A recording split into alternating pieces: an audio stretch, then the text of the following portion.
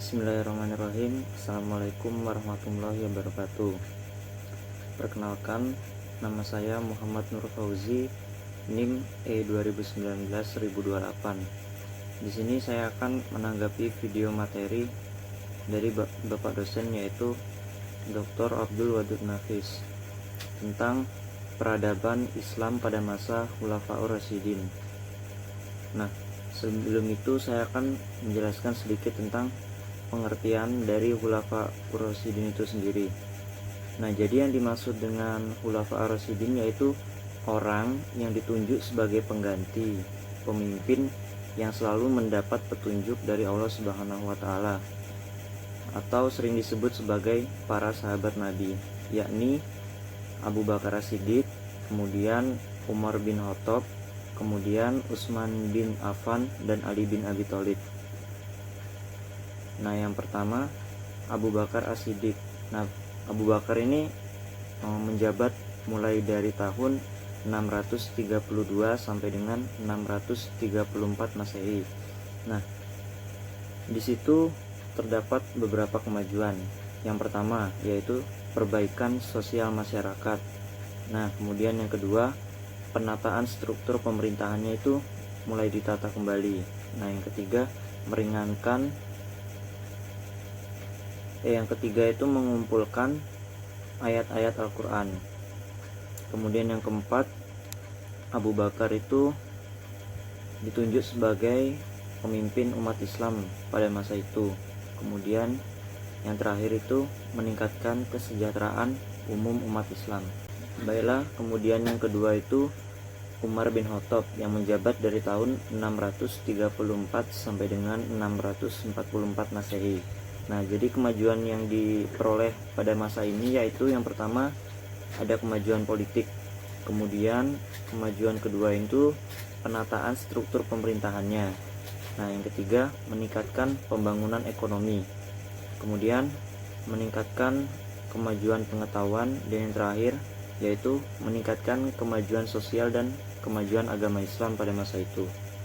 Nah, kemudian yang ketiga itu pada masanya Utsman bin Affan.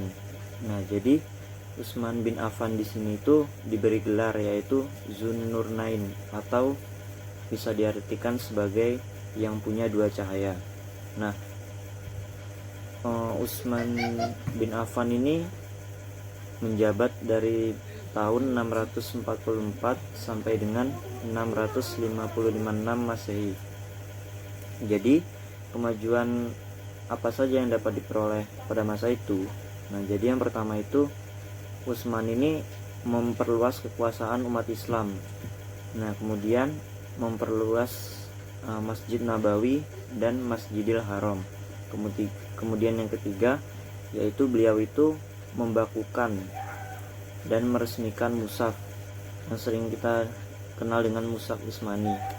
Nah, yang keempat itu setiap hari Jumat itu beliau itu selalu memerdekakan budak.